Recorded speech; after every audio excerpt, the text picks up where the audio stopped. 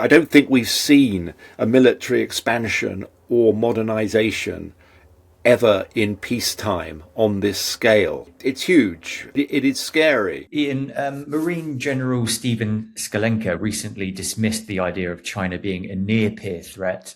He says they are a peer. Based on your research for the vampire state, has the West been sleepwalking into this power shift?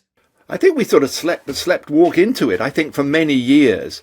I mean, it's a combination in some ways of sort of greed, naivety, gullibility, whether that you're talking about businesses, you're talking about universities, researchers, this sense that China's rise was somehow benign. We knew China was garnering technology in all sorts of different ways, whether it was strong-arming companies to hand it over as a condition for joint ventures, or whether it was the industrial scale cyber espionage that we've seen laboratories and universities and other areas in the West plundered by China. And I think the West has been very slow to wake up to this, the very real threat. And I think Xi has sort of done us a favor because he has militarized China's society.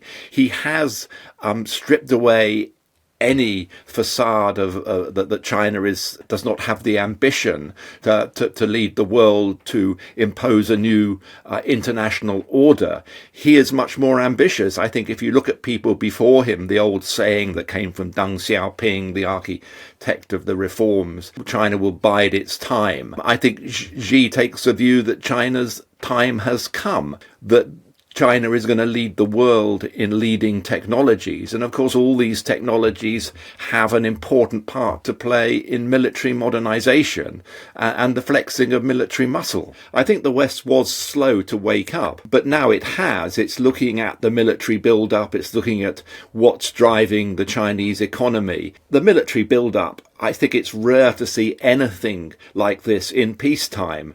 The sheer scale of the modernization, the rapid increase in size of the Chinese military right across every category, not just the fact that they now have more warships, for instance, than the US, the rapid increase in nuclear capability, adding 100 new warheads a year, 600 warheads now. That's more than tripled in just a handful of years. So suddenly American generals are waking up to the reality that Chinese military is modernizing rapidly and is increasing in size in a quite frightening way.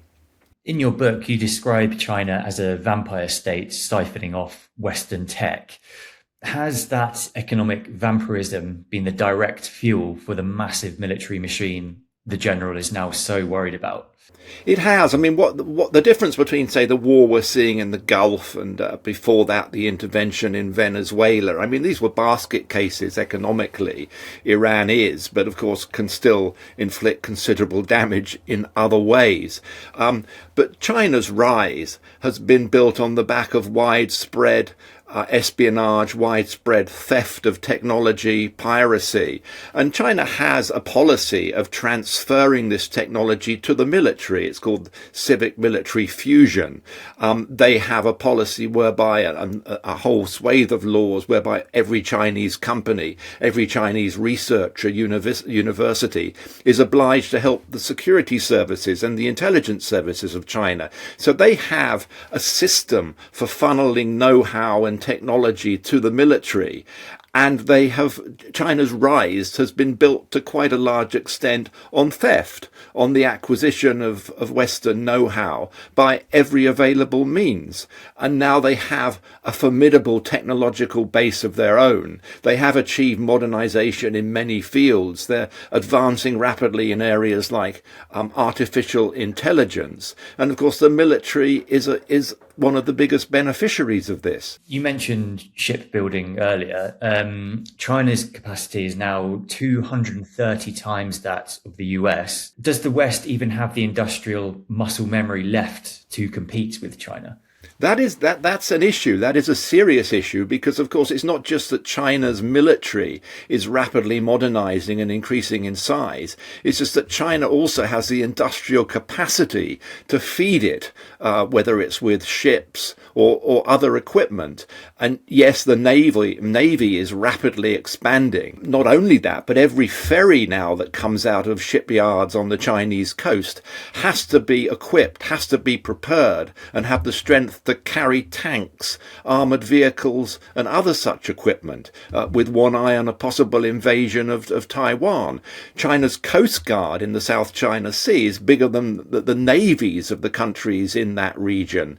Fishing boats are built with steel hulls designed to be used militarily against the wooden fishing boats of competing states like Vietnam or Malaysia or the Philippines, which have claims to that area. So the militarization of the economy is enormous. And this goes hand in hand with a paranoia, with a militarization in Chinese schools and universities that defines the West as an enemy. So you've got to, all these things come together and make the rise, the size, the modernization of Chinese military, the more militaristic mindset, quite chilling to those who begin to think, well, hey, what's China going to do with this? And can the West compete? And what would happen in the event of a serious conflict? If we look at Iran for a second, if a mid-tier power like Iran can cause this much pain, what does a full-scale confrontation with a superpower like China actually look like for the average person?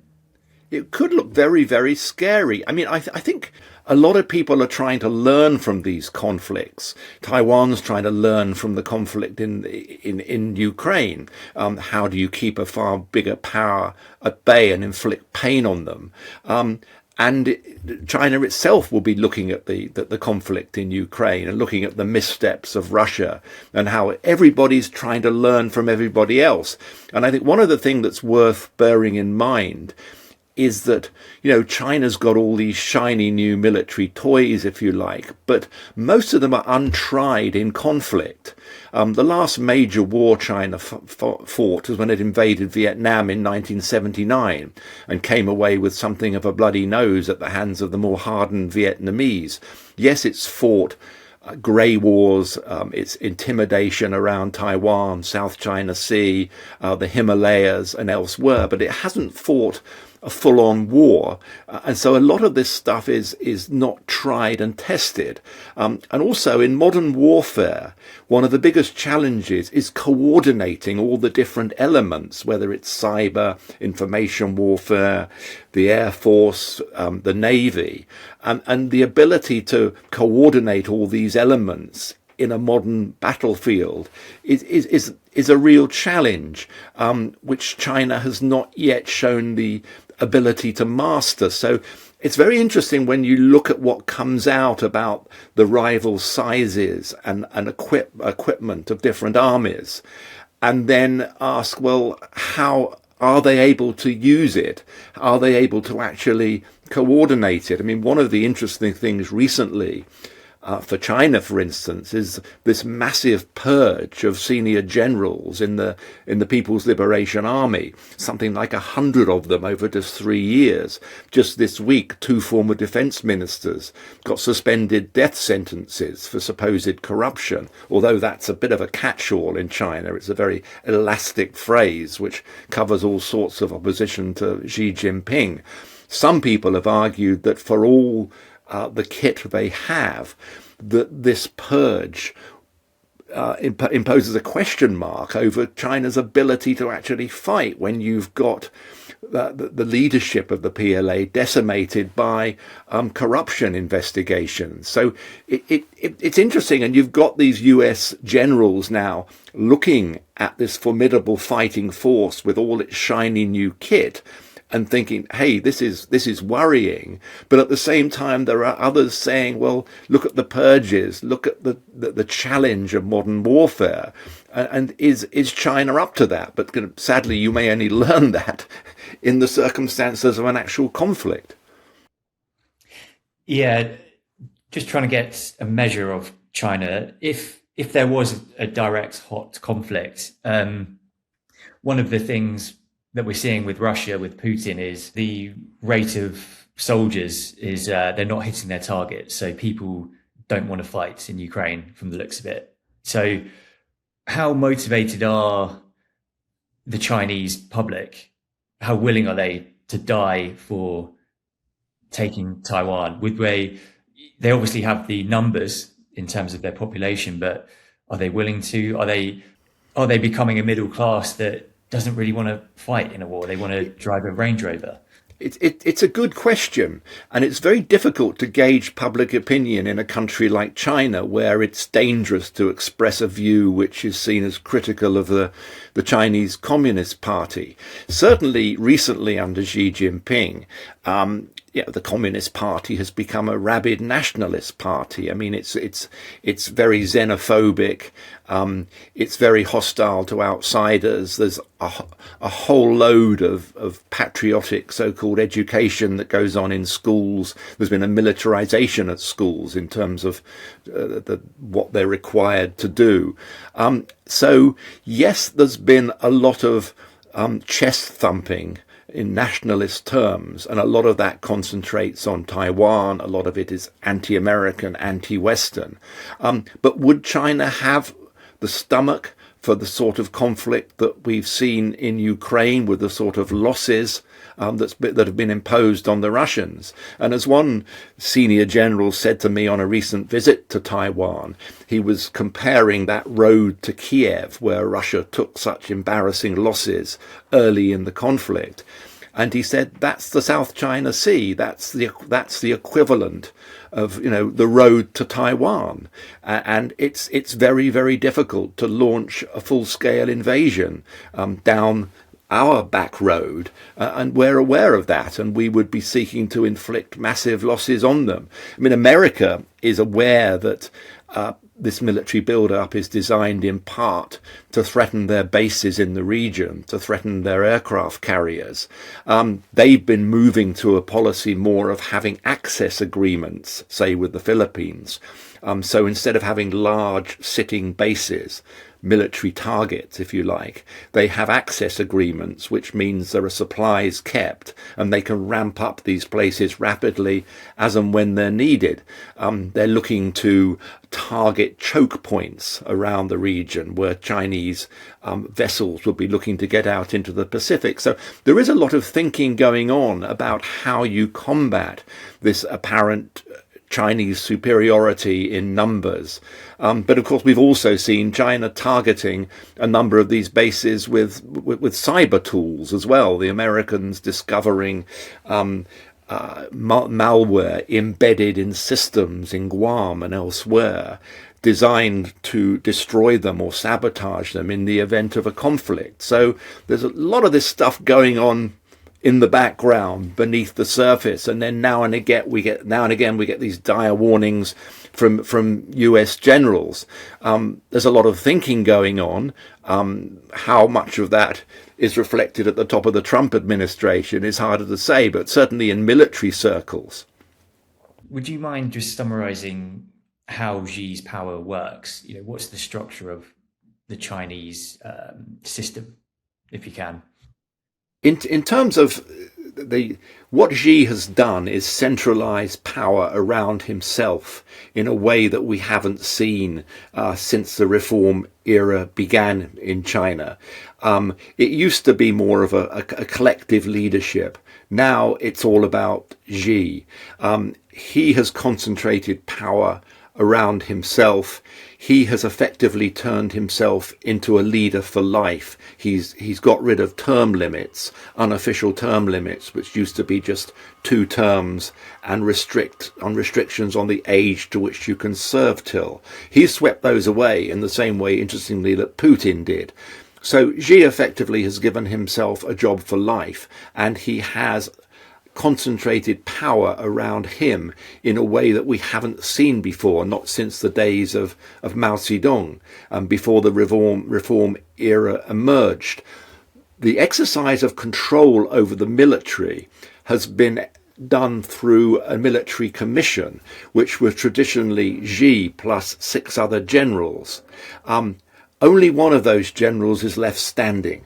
The rest have all been swept away in this purge. So the usual mechanisms through which control was exercised over the military have gone. That, combined with the concentration of power in the party and around Xi, and far greater repression more broadly in society, militarization of society, means that you have now in charge somebody who can pretty much do what they want to do in a manner that we haven't seen since the dark days of the tyranny of Mao. China, there is a certain amount of paranoia because China regards itself as having a lot of hostile states in its neighborhood and does not have easy access to the sea. There are so many choke points there which are controlled or close to US allies like South Korea, Japan, Taiwan, the Philippines. The South China Sea has become a focus for considerable tension. China building artificial islands, militarizing those islands. There have been on-again, off-again conflicts with Vietnam that also has a claim over those islands, with the Philippines, where there's been ongoing conflict over disputed islands, which are far closer to the Philippines than they are to China. Where there have been skirmishes between the Chinese ships and the Philippines trying to supply some of its outposts on these islands. The South China Sea, incredibly important for transit of trade, a focus of considerable tension. We've seen conflicts in the Himalayas over disputed border with India. We've seen China attempting to bite off parts of Bhutan and Nepal in that area. We've seen conflict over the years along the Russian border.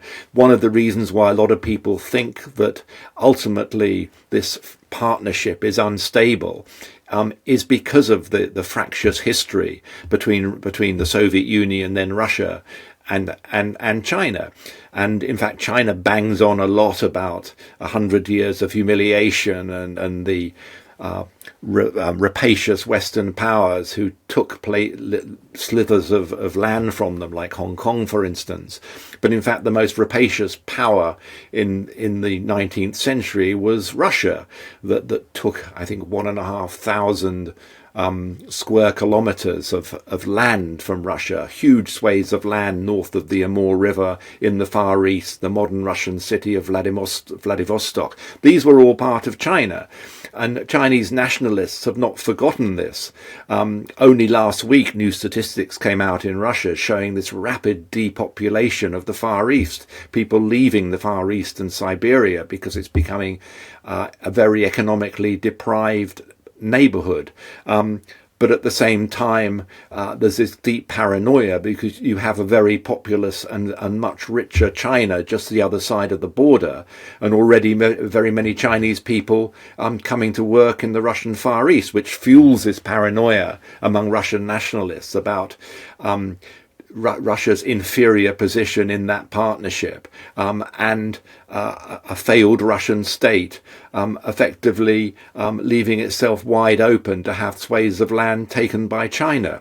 So there are all these latent and potential conflicts around the borders of China. They sometimes talk about different island chains which are off the coast, and the need to be able to penetrate those island chains. And there is a deep paranoia of a country which is largely landlocked and which is surrounded by actual or potential enemies.